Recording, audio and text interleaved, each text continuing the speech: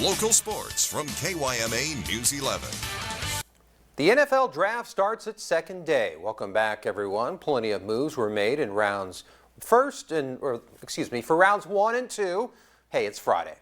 Here's a look at what the Arizona Cardinals have done in the first 2 rounds. The Cards took linebacker Zaven Collins to replace the outgoing Hassan Reddick. Surprisingly, the Redbirds also went with a slot receiver in the second round. Does that mean that Larry Fitz is retiring? Just saying. Meanwhile, the LA Chargers are putting their stock on protecting franchise quarterback Justin Herbert with an offensive lineman pick, and they picked up a cornerback in the second round as well. And the Bolts also had a couple of third-round picks at their disposal, and it seems Captain Obvious to me that they're intentionally building around Justin Herbert, nabbing a wide receiver and a tight end. All right, turning to the local scene, 2 Gila Ridge softball stars will remain teammates as they move on to the next level. The Hawks' Tinley Schmidgall and Hannah Evans Tapia will stay close to the nest while playing for the Arizona Western Lady Matadors next season. In front of family, friends, and current future softball coaching staffs, Schmidgall signed her letter of intent, followed by Tapia earlier this week. Hawks head coach Courtney Reed says Schmidgall is a batter that attacks the plate and is one of the best hitters on the team. As a pitcher, she embraces the Queen of the Hill mentality and has the Hawks in the hunt for a playoff spot.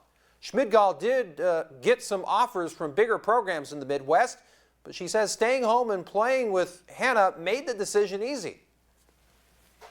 Close to home for one, and just the comfort was the biggest thing for me. Playing with Hannah still as another teammate for another 2 years, and then I've played with a couple of the girls at the school as well.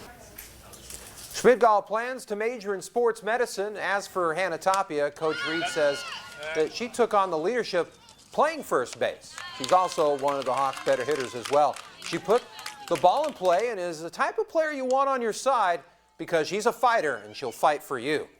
I decided to sign, and it's going to be really fun. I'm really excited. I get to play with my best friend Tinley. We play together for forever, so it's just going to be the same thing.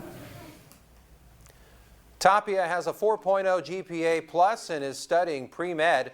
She plans to attend the U of A after Arizona Western College. Meanwhile, we have a late season primetime prep softball lineup as well. I guess we kind of skipped the intro, but nonetheless, that's a nice grab there by Sabrina Tumbaga. And then we go to the next play. As you can see, the toss to first, Maritza Salea slices the Tumbaga, offering up the pipe, getting herself a single. Then Sabrina Tumbaga is going to force Daisy Juarez to do another deep fly to right this time. Sasha Tumbaga didn't have to put as much effort into that catch. She makes a play to end the top half. Bottom third, Villa gets Caitlin Paisano to swing at the high fastball for the strikeout. Villa beginning to find her groove and then forces Kayla Porches into an infield fly right into the glove of Maritza Salea. Kofa would rally and take this one by the score of 8-6.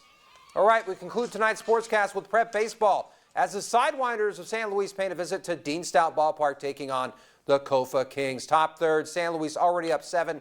Miguel Zepeda delivers a deep drive to center, finds open space as Damian Garcia is going to score from third. Sidewinders padding their already early lead. Kofa still in a jam, but Angel Fragoso forces Martin Miranda to pop out in foul territory to Sebastian Villegas to end the top half. Can the Kings get their bats going for a potential rally? Well, San Luis hurler Eduardo Villarreal gets this Kofa batter to fly out to first as Damian Garcia makes the grab for the out. Now with 2 outs, Adrian Montenegro is going to belt a base hit into right, trying to create a spark for the Crimson and White. How successful would that be? Well, the spark would actually die out quickly as Tony Alvarez grounds his pitch to third, and the throw to first gets there just in time to end the inning.